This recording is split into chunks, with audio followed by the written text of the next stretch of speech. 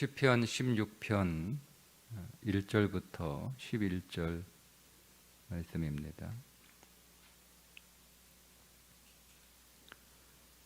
하나님이여 나를 지켜주소서. 내가 주께 피하나이다. 내가 여호와께 아뢰되 주는 나의 주님이시오니 주 밖에는 나의 복이 없다 하였나이다. 땅에 있는 성도들은 존귀한 자들이니 나의 모든 즐거움이 그들에게 있도다. 다른 신에게 예물을 드리는 자는 괴로움이 더할 것이라. 나는 그들이 드리는 피의 전제를 드리지 아니하며 내 입술로 그 이름도 부르지 아니하리로다. 여호와는 나의 산업과 나의 잔의 소득이시니 나의 분깃을 지키시나이다. 내게 줄로 재어준 구역은 아름다운 곳에 있음이요 나의 기업이 실로 아름답도다. 나를 훈계하신 여호와를 송축할지라. 밤마다 내 양심이 나를 교훈하도다. 내가 여호와를 항상 내 앞에 모심이여 그가 나의 오른쪽에 계심으로 내가 흔들리지 아니하리로다. 이러므로 나의 마음이 기쁘고 나의 영도 즐거워하며 내 육체도 안전히 살리니 이는 주께서 내 영혼을 스홀에 버리지 아니하시며 주의 거룩한 자를 멸망시키지 않으실 것임이니이다. 주께서 생명의 길을 내게 보이시리니 주의 앞에는 충만한 기쁨이 있고 주의 오른쪽에는 영원한 즐거움이 있나이다. 아멘.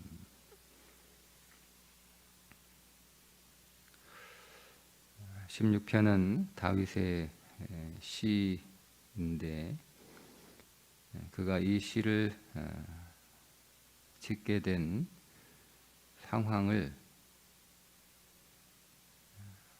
10절에 보면 이는 주께서 내 영혼을 수홀에 버리지 아니하시며 주의 거룩한 자를 멸망시키지 않으실 것임이니이다. 이 10절에 의하면 지금 다윗은 수홀에 빠질 것 같은, 즉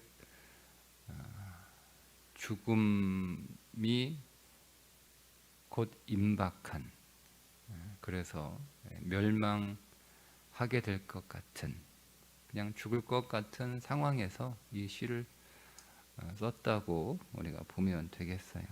정말 죽을 것 같은 그런 상황, 그것이 어떤 것인지는 우리가 이 시만을 보고는 알 수 없지만 어쨌든 죽을 것 같은 상황에서 이 시를 쓰게 된 것입니다. 다윗의 인생 안에서 죽을 것 같은 상황들이 여러 번 있었어요. 그런데 그 죽을 것 같은 상황에서 그가 어떻게 하였는가, 그가 어떤 방법을 또 어떤 길을 선택했는가를 우리가 16편을 통해서 만나게 됩니다. 죽을 것 같은 상황에서 다윗이 찾은 답은 하나님밖에 없다는 거예요. 근데 여러분, 죽을 것 같은 상황을 겪어보지 못한 사람은 사실 다윗의 심정을 잘 몰라요. 죽을 것 같은 그런 상황이라고 하는 것이 그렇게 우리가 쉽게 한마디 말로 표현할 수 있는 것은 아니거든요. 정말 죽을 것 같아. 살고 싶지 않은. 그러니까 살고 싶은데 살 수 없는 상황도 죽을 것 같은 상황이고요. 또 내 자신 스스로가 살고 싶지 않은 상황도 죽을 것 같은 상황이죠.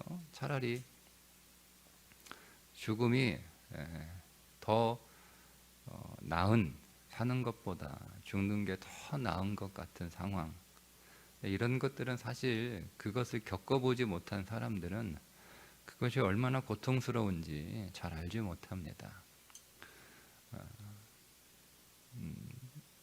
그래서 다윗이 그 죽을 것 같은 상황에서 답은 하나님밖에 없다라고 하는 이 시편 16편의 고백이 잘 와닿지 않을 수도 있어요. 두 번째는 죽을 것 같은 상황에서 하나님을 선택해 보지 않는 사람도 이 시편 16편의 그 말씀이 또 그렇게 와닿지 않아요. 정말 하나님밖에 답이 없지, 이게 잘 안 느껴져요. 그래서 뭐 시편이 사실은 쉽지 않지만 16편은 우리가 머리로는 이렇게 읽으면서 다윗이 죽을 것 같은 상황에서 하나님을 답으로 찾았구나, 하나님이라고, 믿음이라고 하는 답을 썼구나, 이렇게 우리가 머리로는 이해하지만 마음으로 정말 이렇게 다윗과 다윗과 같은 심정으로 마음으로 공감하기가 어려운 시 가운데 하나. 그래서 어려운 시예요.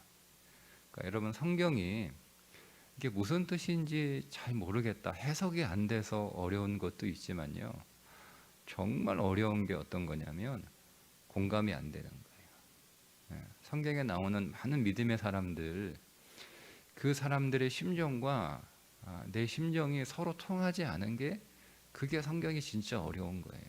해석이야, 설명을 들으면 되잖아요.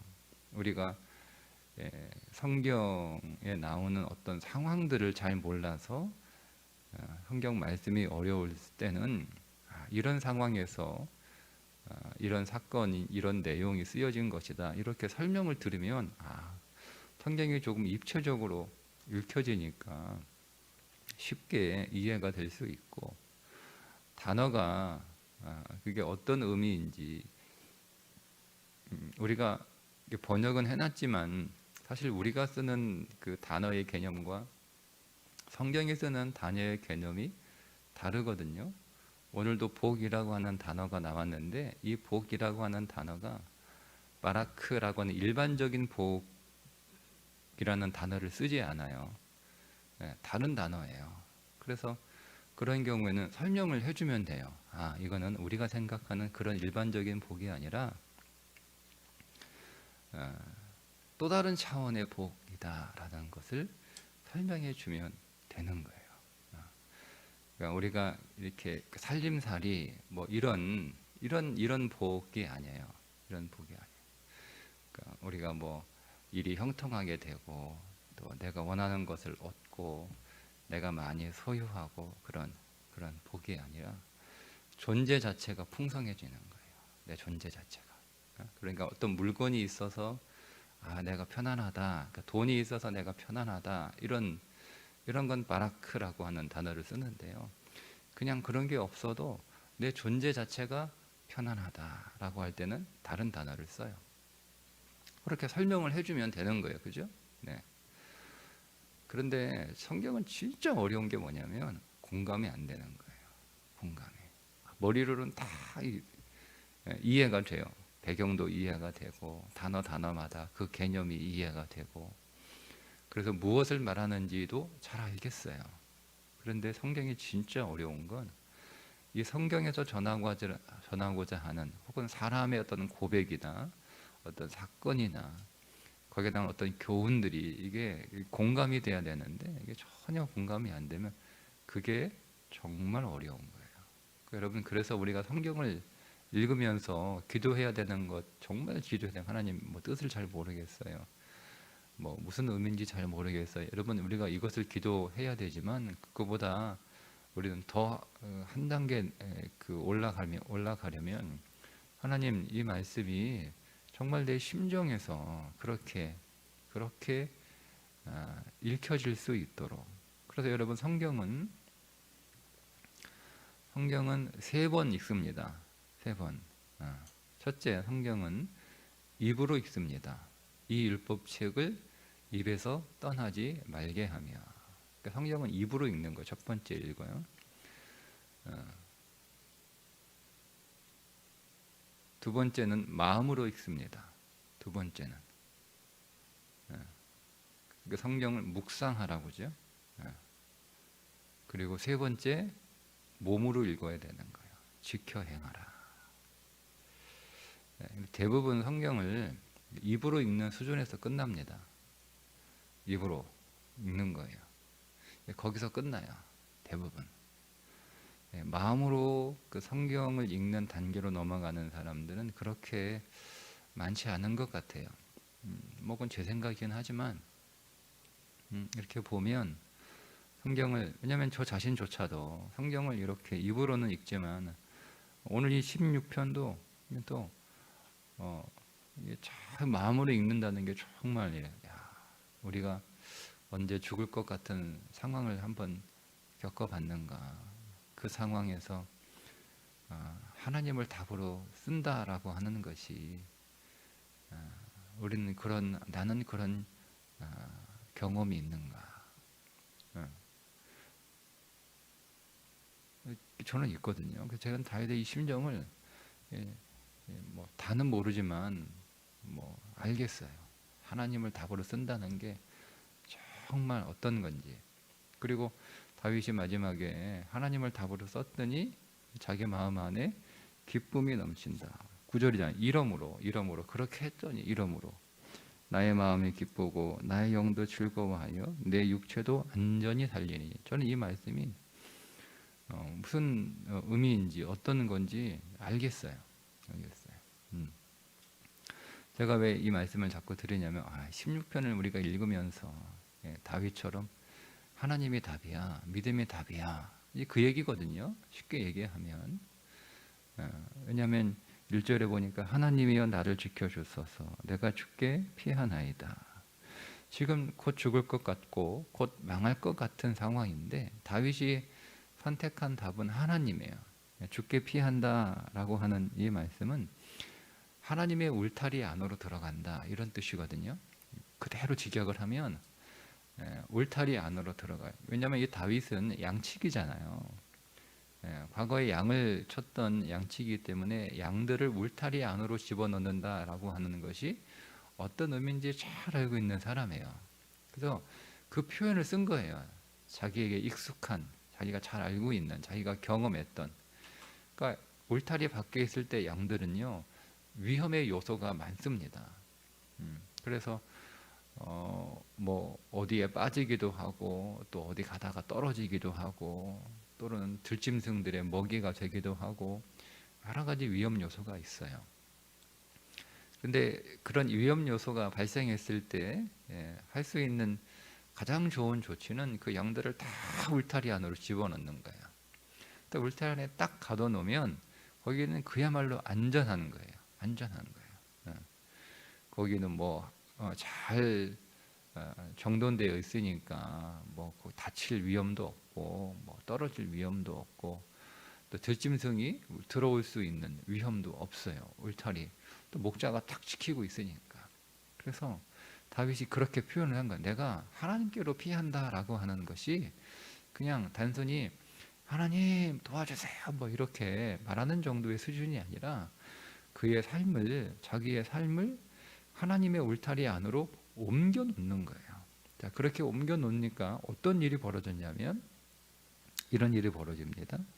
자, 2절에 보니까, 자, 3절에 보니까 그 울타리 안으로 들어가니까 2절에 복이 하나님밖에 복이 없다. 그 사실을 깨달아요. 그러니까 여기서 이 복이라고 하는 단어는 하나님이 내게 어떤 뭐 위험의 요소를 해결해 주신다. 그거를 뭐 제거해 주신다. 아니면 병 들었으면 뭐 병을 치유해 주신다. 돈이 없으면 돈을 주신다. 그런 의미의 복이 아니라니까요. 하나님 자체가 복이라는 거예요. 그러니까 다른 단어를 쓰는 거죠. 그거를 깨닫게 되는데 그걸 어떻게 깨닫게 되는 과정을 좀 보면 3절에 보니까 땅에 있는 성도들은 존귀한 자들이니 나의 모든 즐거움에서 그들에게 있도다. 비교의 대상이 울타리 안에 있는 성도들이에요. 그러니까 비교의 대상이 믿음이에요. 세상의 소유가 아니라. 여러분, 우리가 언제 불행하고 언제 살기가 힘들고 또 언제 마음이 또 이렇게 낭망이 되고, 또 한편으로는 뭐 불평도 나오고, 뭐 또 한편으로는 막 분노도 나오는 살면서, 그게 이제 그 가운데 언제 그러냐면 세상 사람들과 나를 비교할 때예요. 저 사람들은 왜 이렇게 저렇게 잘 살지? 저 사람들은 왜 이렇게 저렇게 평안하지? 저 사람들은 왜 저렇게 깔깔대며 웃고 있지? 저 사람들은 왜 이렇게 사는 게 여유롭지? 이렇게. 근데 나는 그들에 비하면 삶이 여유롭지도 않고, 그러니까 늘 빡빡하고, 늘 이렇게 얼굴에 늘 근심이 있고, 한숨이 나오고, 늘 불안하고, 늘 두렵고, 뭐 이런 거죠. 비교하니까. 음. 그러니까 근데 하나님의 울타리 안으로 들어와 보니까 내가 정말 욕심내야 되는 건 믿음이라고 하는 것이다라는 걸 보게 되는 거죠. 보게 되는 거죠. 교회 안에 딱 들어와 보니까 다 사람들이 믿음을 위해서 경주하는 거예요. 하나님을 더 알기를 원하고, 하나님을 더 누리기를 원하고, 그래서 그리스도로 충만해지기를 원하고, 이런 거예요. 그러니까 여러분, 그런 교회가 진짜 좋은 교회. 어떤 교회가 진짜 좋은 교회예요? 하나님 얻기를 더 원하는 교회, 늘 예수 사모하는 교회. 이게 진짜 좋은 교회죠. 교회 왔더니 똑같이 세상 사람들처럼 뭐 돈 자랑하고, 뭐 집 자랑하고, 뭐 차 자랑하고, 자식 자랑하고, 뭐 그러면 세상하고 다를 게 뭐가 있어요? 똑같죠. 교회는 그런 교회는 하나님의 울타리가 아니에요. 그러니까 다윗이 하나님의 울타리 안으로 딱 이렇게 들어와 보니까 정말 내가 고민하고 걱정해야 될 건 세상 살림살이가 아니라 우리의 영혼, 나의 생명이다. 내가 하나님을 더 찾고, 하나님을 더 원하고, 하나님이 진짜 복이니까, 하나님이 복이라는 걸 깨달았어요. 그 안 들어오니까 하나님이 복이에요. 하나님이 복이에요. 그러니까 여러분, 우리는 성도 간에 모여서 무슨 얘기 많이 해야 되는 거예요? 하나님 얘기 많이 해야 되는 거예요. 정말 머리로 하는 게 아니고 정말 마음에서 하나님 얘기, 예수님 얘기, 믿음 얘기, 성경 얘기, 이거 많이 해야 되는 거예요. 거기서 그걸 딱 들으면서 정말 그러니까 다른 거죠. 세상 사람들이 세상 살림살이가 좋아가지고 느끼는 행복과 교회 안에 성도들이 그리스도로 충만해서 느끼는 행복이 다르다는 걸 경험하는 것. 진짜 복은 믿음이구나 라는 것을 알게 되는 거예요. 여러분, 그런 교회 다니시기를 축복합니다. 네.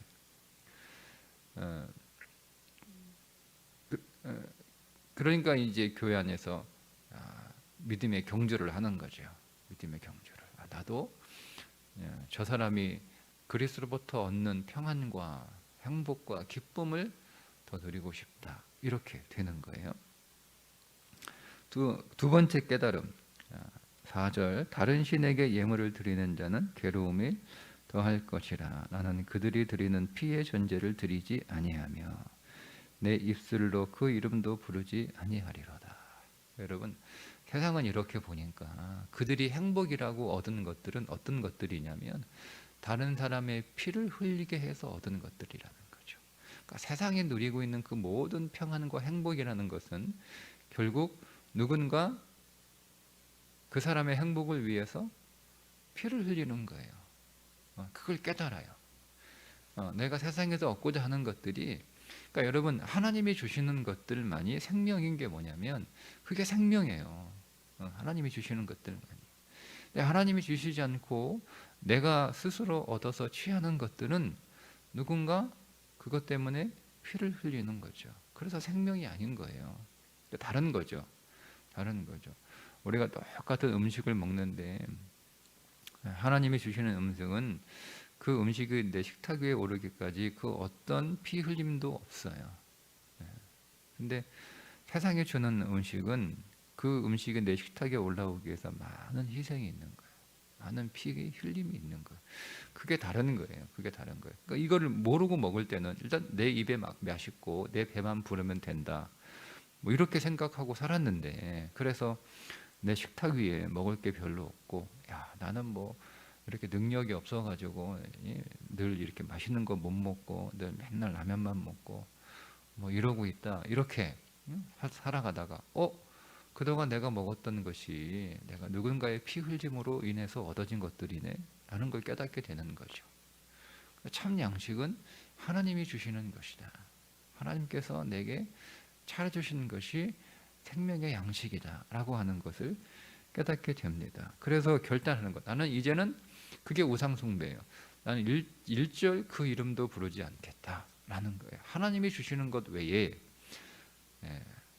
하나님이 주시지 않는 것들을 바라거나 기대하거나 그것들을 원하는 그런 삶을 살지 않겠다. 그게 불행이고 그게 사망이다 라고 하는 것을 깨닫습니다. 그리고 나서 같은 연장선인데요, 3절에 보니까 5절에 보니까 세 번째 깨달아요. 여호와는 나의 산업과 나의 잔의 소득이시니 나의 분깃을 지키시나이다. 내게 줄로 재어준 구역은 아름다운 곳에 있으며 나의 기업이 실로 아름답도다. 이 무슨 말이냐면 지금까지는 이것이 자기의 분깃, 이것이 하나님이 내게 주신 삶의 양이라고, 적당한 양이라고 생각하지 않은 거예요. 늘 부족했어요. 늘 그래서 더요. 돈도 더, 집도 더 커야 되고, 차도 더 커야 되고, 옷도 또 새로운 옷이 있어야 되고, 더 좋은 거, 더 항상 이러고, 나는 항상 부족해. 나는 항상 모자라. 나는 항상 배가 고픈 거예요. 그래서 그걸 더 얻기 위하여 그러니까 더 얻지 못하니까 나는 더 있었으면 좋겠는데 더 얻을 수 없으니까 거기서 오는 이 가난함이죠. 거기서 오는 또 불행이 있는 거예요. 근데 깨달아요. 하나님이 주시는 것이 생명이구나. 하나님이 주시지 않고 내가 스스로 얻은 것들은 누군가가 피를 흘리는 것이었구나 라고 하는 것을 깨닫게 되면서 내가 이제는 다시 그것을 부르지 않겠다라고 고백하고 난 뒤에 하나님이 내게 주신 이 삶이 하나님이 내게 주신 분깃, 하나님이 내게 주신 유산이라는 거예요. 기업이라는 거예요. 이것이 내게 적당한 양이구나 라는 거예요. 적당한 양이구나 라는 거예요. 내가 여기서 하나님이 주신 것을 적당한 양으로 여기지 않고 내가 욕심을 내서 더 하면 탈이 나는 거예요. 탈이. 음식을 적당히 먹어야지. 그 적당이라고 하는 선을 넘어서면 탈이 나잖아요. 그죠? 몸에 병이 생겨요. 못 먹어서 생기는 병은 고치기 쉬워요. 근데 너무 잘 먹어서 생긴 병은 고치기가 어려워요. 여러분, 인생이 가난해서 생긴 문제는 그렇게 큰 문제는 아니에요. 그러나 여러분, 인생이 너무 부유해, 즉 욕심을 많이 부려서 생긴 문제는 그 탈이 너무 심각합니다. 그걸 보는 거예요, 시인이. 이것이 하나님이 내게 주신 적당한 양이었구나. 이것이 내 분깃이구나. 하나님이 이것만큼은 책임지시고 보장해 주시는구나 라는 것을 깨닫게 되는 거죠. 이게 나의 최적의 양이에요. 근데 하나님이 이것은 책임져 주시는 거예요. 하나님의 분깃이니까, 하나님이 주신 것이니까. 그러니까 두려워하는 게 아니죠. 시편 24편에 여호와는 나의 목자시니 내게 부족함이 없다라는 말은요, 욕심이 전제된 부족함이 없는 게 아니라는 거예요. 우리는 그렇게 읽기가 쉬워요. 이 다윗은 부족함이 없는데 나는 왜 항상 부족하지?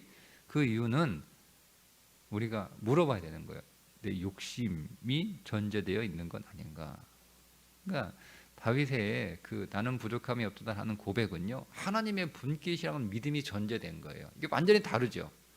욕심이 전제된 부족함이 없는 것과 하나님의 기업, 하나님의 분깃이라고 하는 믿음이 전제된 부족함이 없는 것과는 완전히 다른 거예요. 그러니까 여러분, 내가 욕심이 전제가 되고 욕심이 개입이 되면 항상 부족합니다. 그럼 마치 뭐가 같냐면 그 푸른 초장에 있는 것들을 내가 하루 종일 먹어도 다 못 먹어요. 이거 보면 내가 보니까 양이 보니까 1년 내내 이거 먹어도 내가 다 못 먹겠다. 그러면 마음이 편안해야 되는데 그거 보고 하루 종일 그거 먹어도 응? 그거 뭐 조금 한 구석 이렇게 먹어놓고도 양이 부족해. 더 넓은 초장, 더 넓은 초장. 그러고 사는 거예요. 그냥 거기서 그거 먹고 편안하게 있으면 되는데 내가 그거 다 평생 먹어도 다 못 먹을 푸른 초장이 있으면서도 그냥 욕심이 생겨가지고 뭐 더 하면서 더 넓고 더 많은 풀들을 찾아다니는 그 얼마나 불쌍한 양이에요. 여러분이 그 양을 이렇게 보고 있다면 우리가 그렇게 하고 있는 거예요. 근데 여러분 내 분께 이게 내 양이다. 내가 딱 요만큼 먹어야 돼. 근데 더 이상 먹으면 난 병이 생겨요. 네, 그러면 뭐야 기껏 내가 건강하게 살려고 먹는 건데 그거 먹어놓고 병 걸리면 얼마나 고생해요. 돈 쓰지, 시간 쓰지, 몸 아프지, 얼마나 고생해요. 예. 그래서 하나님이 주신 양이 딱 이거니까 부족함이 없어. 이거예요. 이 다윗의 고백이에요. 이게 고백. 그러니까 아름다운 거예요. 내게 줄로 지어준 구역은 아름다운 곳에 있으며. 그러니까 하나님이 주신 이 분깃이 하나님이 주신 것이니까 이게 내 적당한 양이니까 그게 참 아름다운 거죠. 예? 하나님은 아름다운 거죠. 이 눈이 확 열리니까 여러분 우리가 욕심이 생기면 다 아름답지 않아요. 욕심이 생기면 근데 여러분 이게 그냥 욕심을 비우라 이건 세상이 하는 이야기고 우리 욕심을 비우는 게 아니고 하나님이 내게 준 분깃이 얼마인지를 아는 거예요. 그러니까 그걸 어떻게 하냐? 그냥 매일 감사하며 살면 되는 거예요. 하나님 이것이 오늘 나에게 주신 하나님이 내게 주신 삶의 양이구나. 내 양식의 양이구나. 오늘은 이것만 먹으라 된다 생각하는구나. 그죠? 의사가 어느 날 와가지고 당신 병 들었어요. 조금만 먹어, 조금만. 너무 많이 먹어 병 들어. 그때는 한 며칠 금식하세요. 안 하면 당신 큰일 나. 그러면 내 현재 상태는 조금만 먹어야 되는 상태구나. 내 현재 상태는 먹지 말아야 되는 금식해 상태나. 술 먹지 마세요. 단 거 먹지 마세요. 짠 거 먹지 마세요. 커피 먹지 마세요. 이런 거 먹지 말라고 하잖아요. 병원 가면. 그죠? 그러면 먹지 말아야 되는 몸이에요. 그런데 그거 먹지 말라고 그랬다고 뭐 다른 사람들은 짠 거 먹는데 나는 왜 매일 싱겁게 먹나? 그럼 먹으면 돼. 그러면 못 고치는 거예요. 죽든지. 그 어리석은 사람이라 얘기하잖아요. 당신은 과일 많이 먹으면 안 돼. 당이 높아가지고. 그러면 당이 없는 사람은 과일 뭐 마음껏 먹잖아요. 근데 나는 사과 한 쪽도 고민하고 이거 먹어야 되나? 너무 불행하다. 그럼 불행한 거죠. 그럼 불행한 거 아니에요? 그렇게 생각하면. 근데 내가 건강을 위해서 의사가 단 거 먹지 마라. 과일 당 많으니까 과일도 먹지 마라. 그러면 건강을 위해서 먹지 말아야 되는 거예요. 예? 그게 행복이죠. 근데 내가 지금 먹으면 안 되는데 그거 못 먹는다고 막 불평하고 불행해요. 그럼 그 사람 불행한 거예요. 예? 그 눈이 열린 거죠, 다윗이. 7절. 또 다른 깨달음이 있어요. 자, 나를 훈계하신 여호와를 송축할지라. 밤마다 내 양심이 나를 교훈하도다. 이제부터는 누구 말이 중요한 거예요? 하나님의 말씀이 중요한 거예요. 그 전까지는 사람들의 말이, 세상의 말이 중요한 거예요. 그런데 이제부터는 하나님의 훈계, 이거를 받아들이는 거예요. 이 하나님의 훈계가 늘 하나님의 좋은 소리만 하시겠어요? 나 듣기 싫은 소리도 하시죠. 근데 이것을 낮에 듣는 게 아니라 밤마다 듣는데, 여기서 밤은 인생의 어둠이잖아요. 인생의 어둠에 있을 때, 내가 막 인생이 막 나처럼 환할 때, 그때는 조금 싫은 소리 들어도 괜찮아요. 그죠? 네. 근데 막 내가 인생이 막 깜깜한 밤이야. 근데 하나님이 오셔가지고 위로해 주시고 해주는데 하나님 또 따끔하게 훈계하시네. 그러면 누가 듣기 좋겠어요. 근데 이 눈이 열리니까 시인이 그거를 받아들이는 거예요. 아멘 하고 받아들이는 거예요. 여러분 이게 지금 성장하고 있죠 지금. 오히려 그 인생에 죽을 것 같은 상황에서 계속 시인은 지금 성장하고 있는 거예요. 그리고 마지막 이제 누구 앞에서 살아요? 하나님 앞에서 살아가는 거예요. 세상 앞에서 사람 앞에서 살아가는 게 아니라 하나님 앞에서 살아가는 거예요. 늘. 자 그렇게 시인이 옳다 안으로 딱 믿음으로 답을 딱 써버리니까 이런 일들이 그의 인생 안에서 쭉 일어나요. 자 이걸 직접 깨달은 게 아니고 이거를 깨달을 뿐만 아니라 그렇게 살아가는 거예요. 죽을 것 같은 절망적인 상황에서 이런 삶을 믿음으로 적용을 해서 하나하나 살아가니까 이 구절이 결론이죠. 그렇게 살아가니까 이러므로 내 마음이 기쁘고 내 영도 즐거워하며 내 육체도 안전하리니 하는 게 탁 터져 나오는 거예요. 아 정말 믿음이 답이구나. 죽을 것 같을 때 정말 내가 써야 될 정답은 믿음이구나. 믿음이구나. 이런 일이 있어요. 놀라운 일이 있어요. 말할 수 없는 기쁨이 막 그 안에서 솟아올라요. 그래서 완전히 딴 세상이 완전히 딴 세상. 세상은 그대로인데 문제는 그대로인데. 그러니까 다윗도 죽을 것 같은 상황은 그대로예요. 멸망할 것 같은 그런 상황은 그대로 있어요. 그래서 내가 음부에 내려가는 게 아닌가, 수월에 빠지는 게 아닌가, 뭐 이렇게 두려워. 그런데 믿음을 적용했더니 완전히 다른 세상이 되어버린 거예요. 문제가 해결된 게 아니에요. 여전히 그 문제는 그대로 있어요. 그러나 그의 심령 안에서 마음이 기쁘고 영이 기쁘고 육체도 안전하신다라고 고백을 하게 되는 거죠. 여러분 이 16편이 여러분에게도 동일한 믿음의 고백이 되시기를 주님의 이름으로 축복합니다. 믿음이 답입니다.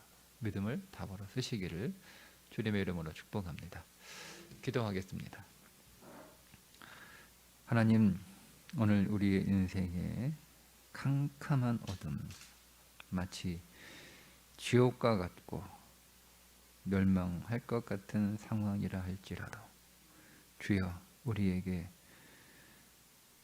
심령을 깨우쳐 주셔서 믿음을 답으로 쓰게 하여 주옵소서.